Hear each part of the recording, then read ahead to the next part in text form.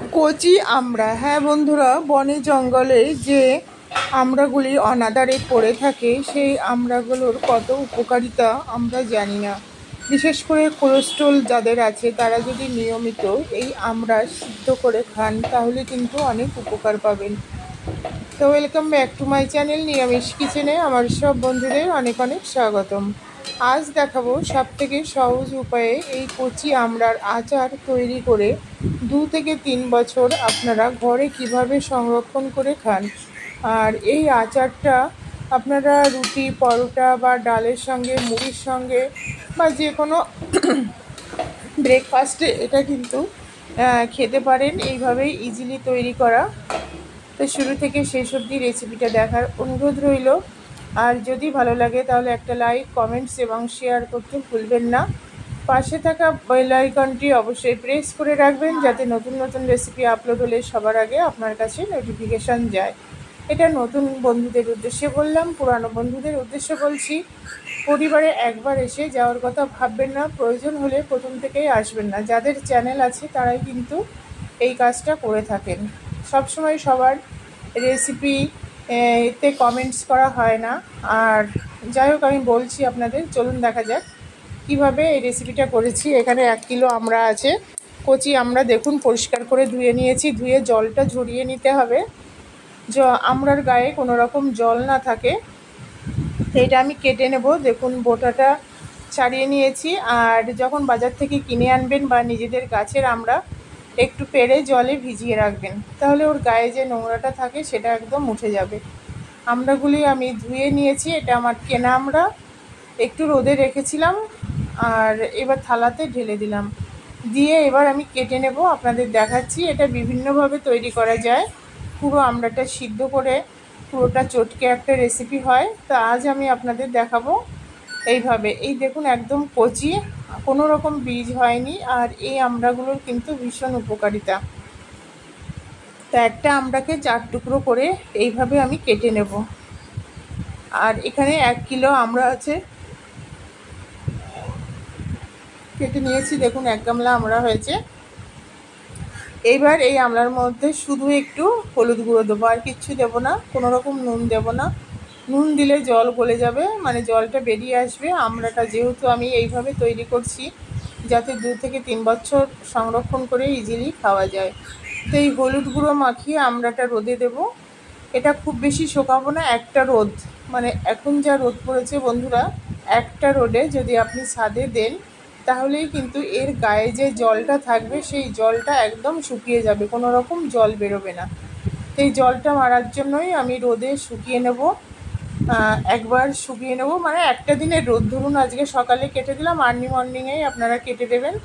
তো একবার রোদে শুকিয়ে, আর এই 1 কিলো আমরা একটা থালায় হবে না, আমি 2টো থালায় দেব।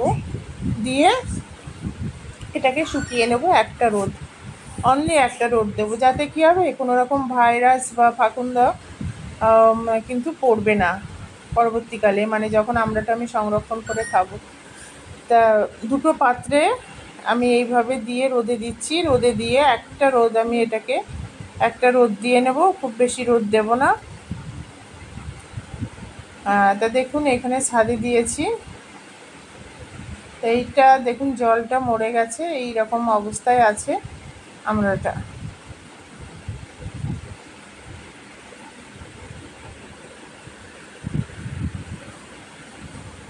এইভাবে মানে এবার আমি আচারটা তৈরি করব। 2টো থালারটা একটা থালায় তুলে নিচ্ছি। কোনো রকম জল, মানে আমরা তো কাঁচা জিনিস ভেতরে তো আছেই, একটা রোদে শুকানো সম্ভব নয়, তবুও যতটা পরিমাণ সম্ভব ততটা কিন্তু অপর থেকে এটা শুকিয়ে গেছে।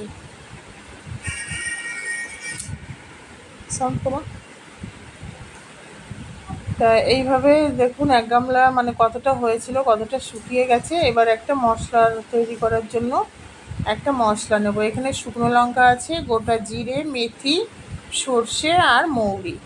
শুকনো খোলায় এটাকে ফ্রাই করব। তারপরে আপনারা শিলে হোক আর মিক্সিতে হোক এমনভাবে বাটবেন, উইদাউট ওয়াটার, মানে জল ছাড়া এমনভাবে গুঁড়িয়ে নেবেন যাতে মশলাগুলি দানা দানা থাকে। কোনো রকম একদম ফিনিশ যেন বাটাটা না হয়, মিহি না হয়। কারণ মশলাটা একটু গোটা গোটা থাকবে, আপনারা বাটলে তো বুঝতেই পারবেন। আর যারা মিক্সিতে দেবেন তারা কিন্তু একবার দুবার ঘুরিয়েই মিক্সিটা বন্ধ করে দেবেন। আমি মশলাটা তুলে নিলাম, এবার আমড়াটা দেবো। তার জন্য সর্ষের তেল দিতে হবে। আর সর্ষের তেলের মধ্যে প্রথমে পুরো রেসিপিটাই কিন্তু সর্ষের তেলে হবে, আপনারা অন্য কোনো তেল দেওয়ার চেষ্টা করবেন না। এখানে সর্ষে, গোটা মেথি, মৌরি, শুকনো লঙ্কা আর গোটা জিরে দিয়ে দিলাম ফোড়ন হিসাবে। তার মধ্যে পরিমাণ মতো নুন দিয়ে দেব, নুনটা একদম পরিমাণ মতো দিতে হবে। আর এখানে সুগার, তারপর হলুদ গুঁড়ো সবই কিন্তু একবারে দিয়ে দেবো।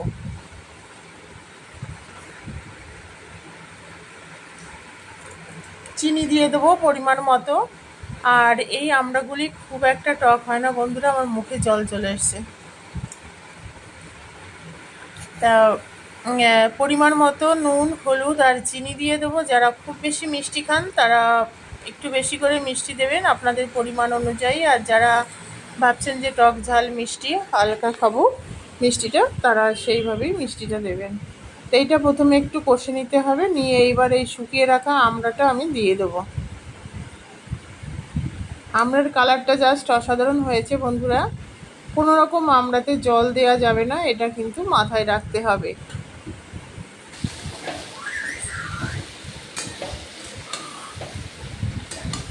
সব উপকরণগুলো দেওয়া হয়ে গেছে, এইভাবে কন্টিনিউয়াস নাড়তে হবে যাতে যে ফোড়নগুলো দিয়েছি এটা আমড়ায় খুব ভালোভাবে মিক্সড হয়ে যায় আর খুব ভালোভাবে আমড়াটা ফ্রাই হয়। এটা একটু ফ্রাই করতে হবে, যেহেতু অনেক দিন রেখে এটাকে খাওয়া হবে, কোনো রকম ফাফুন্ডে বা ভাইরাস যাতে না হতে পারে। এটা দেখুন আস্তে আস্তে কালারটা খুব সুন্দর আসছে।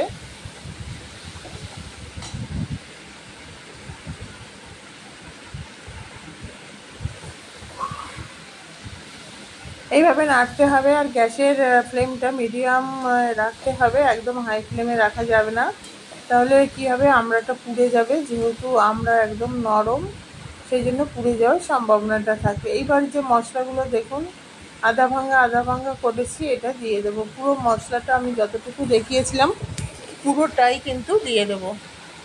দিয়ে আবারও এইভাবে ভালোভাবে নাড়তে হবে। নাড়তে নাড়তে দেখবেন এর থেকে একটা তেল বেরিয়ে আসবে, মানে আমড়াটা সিদ্ধ হবে, আস্তে আস্তে তেল বেরিয়ে আসবে। একটা রসালো দেখুন বেরিয়েই গেছে, যে চিনিটা দিলাম আর আমড়ার একটা জল আছে। এবার ঢাকা দিয়ে দেবো, ঢাকা দিয়ে গ্যাসের ফ্লেমটা লো করে দেবো।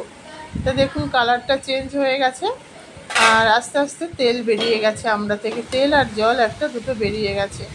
তা যতক্ষণ না আমড়াটা খুব সুন্দরভাবে সিদ্ধ হচ্ছে ততক্ষণ কিন্তু এইভাবে ঢাকা দিয়ে দিয়ে বারে বারে 2 মিনিট অন্তর অন্তর নাড়া দিয়ে আমরা এইভাবে আমড়াটাকে রান্না করে নেব।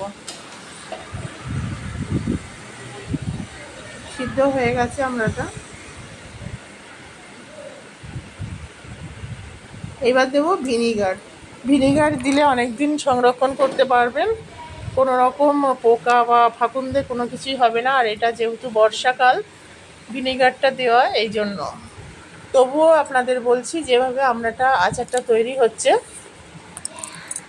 ভিনিগার না দিলেও কোনো প্রয়োজন নেই, কারণ আমার মা যখন এইগুলো তৈরি করতো ভিনিগার কি চিনতেও না বা কি বলবো জানতেও না। যেহেতু আমাদের আধুনিক সমাজে আমরা এগুলো ইউজ করি, দিলাম। এটা অপশনাল, আপনারা চাইলে দিতেও পারেন নাও দিতে পারেন। ভিনিগার না দিলে যে এটা নষ্ট হয়ে যাবে নয়, সেটা হবে না। এটা জাস্ট আপনাদের দেখানোর জন্য আমি দিলাম।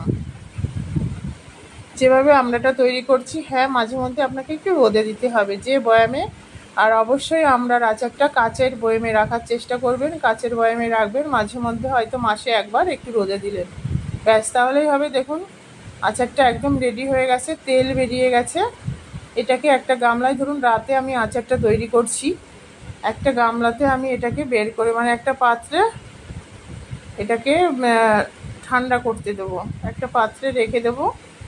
এই গামলাটায় ঢালবো, দেখবেন সকালে উঠে কালারটা চেঞ্জ হয়ে যাবে। এখানে শুধু আচার আর তেল মশলা আছে। আবার একদিন একে রোদে দেবো, মানে রাতে আচারটা তৈরি করে আমি রেখে দিলাম। এটাকে একটা ঝুড়ি দিয়ে, পাতলা ঝুড়ি দিয়ে ঢেকে দেখুন কালারটা কেমন হয়েছে। এটাকে একদিন এই গামলাটা ধরেই আমি রোদে দেবো, একদিন এই রোদ খাবে, ছাদে দিয়ে আসবো। একদিন পর রোদে দেওয়ার পর আপনাদের দেখাচ্ছি কেমন তৈরি হয়েছে। তো দেখুন কতটা কমে গেছে, আর কালারটা আরও চেঞ্জ হয়ে গেছে, আর শুধু তেল আর মশলা আর আচার। এইবার একটা কাচের বয়েম, পরিষ্কার বয়েম, ধোয়া, একদম রোদে শুকানো, কোনো রকম মানে হাওয়া জল কিচ্ছু থাকবে না, এইরকম কাচের বয়ামে আপনারা আচার রেখে দেবেন। হ্যাঁ, আর একটু সর্ষের তেল দিয়ে এটাকে ভর্তি করে রেখে দেবেন, তেল যেন কখনো কমে না যায়। আর তেল দিয়ে ভর্তি করে রেখে দেবেন, আর অন্তত মাসে একবার রোদে দেবেন। খুব ভালো রোদ যখন হবে তখন মাসে একবার রোদে দিলেই ব্যাস। তারপর রোদ থেকে এনে মানে ঠান্ডা হলে বয়ামের মুখটা আটকে রেখে দেবেন, আর যখন খুশি তখন খেতে পারবেন, কোনো প্রবলেম হবে না। তাই এরকম নিত্য নতুন রেসিপি পাওয়ার জন্য নিরামিষ কিচেনের পাশে থাকুন, কমেন্টস করুন, ভিডিও দেখে কমেন্টস করুন। পরিবারে এলে আর যাবেন না, আমি এটা রিকোয়েস্ট করব আপনাদের কাছে, বিশেষ করে যাদের চ্যানেল আছে তাদের কাছে। নতুন বন্ধুদের উদ্দেশ্যে বলছি, রেসিপি ভালো লাগলে পাশে থাকা বেল আইকনটি প্রেস করে অল নোটিফিকেশন অন করে রাখুন। Tata, bye bye.